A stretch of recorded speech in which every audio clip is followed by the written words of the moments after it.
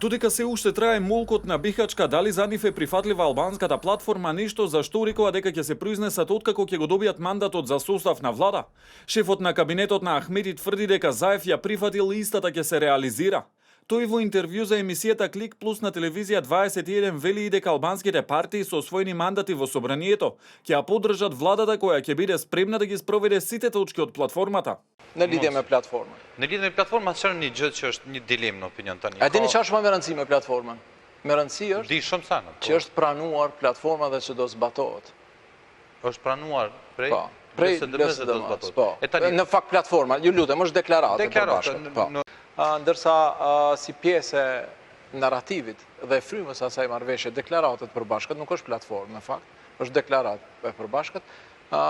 Nuk nënkupton pjesëmarrjen e përbashkët në një qeverisje eventuale, po ishte taksativisht e shprehur edhe nga kryeministri Rama, po edhe nga palët aty, që do si udhëheqës si partia më e madhe politike shqiptare, BDI-a do i udhëheqë negociatat me partnerin eventual Maqedonas, cili do qoftë, që ta zbaton. Dhe në qoftë se arrin që këtë deklaratë e përbashkët me pikat përbërëse të saj, ta imponon në marrëveshjen e koalicionimit, palët do e votojnë atë qeveri dhe ato zgjidhje që do dalin nga si rezultat i kësaj platforme të deklarate të përbashkët. Официјален став на СДСМ се уште нема, но заменик председателката Радмила Шекеринска синоќа во гостување на Алсат за првпат проговори за позициите на партијата по одредени прашања од платформата.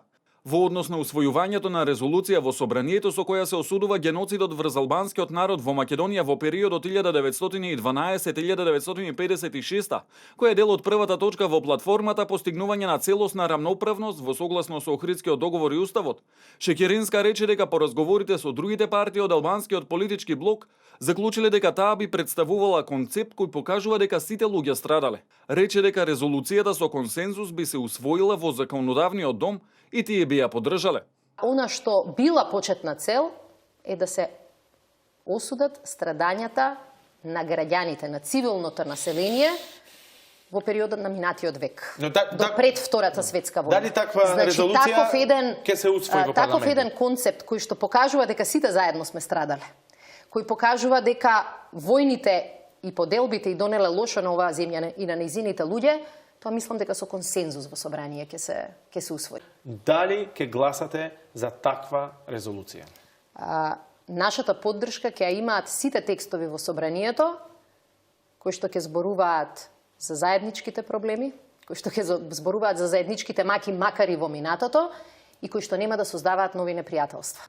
Од ВМРО ДПМН и денеска го повикаа Заев да ја отфрли албанската платформа со која сметаа дека неговата партија е уценета и е на штета на државните интереси, а за возврат ќе го поддржа да формира влада. СДСМ е уценета партија, но трагедијата е во тоа што цената на крајот ќе ја плати Република Македонија и македонскиот народ. Затоа ВМРО ДПМН понуди на СДСМ нејзиното раководство да ја отфрлат уцената и платформата од Тирана, да се откажат од редефинирање на Република Македонија и нејзино трансформирање од мултикултурна во бинационална држава. Во таков случај ВМРО ДПМН се обврза дека ќе го поддржи Заев и СДСМ да формираат влада, иако не беа поразени на изборите. Од партијата на Груевски додаваат и дека СДСМ треба да го свати историскиот моментум и како што велат, да ги отфрли заканите и уцените од надвор пред кои се наоѓа Македонија, но и самите тие како партија.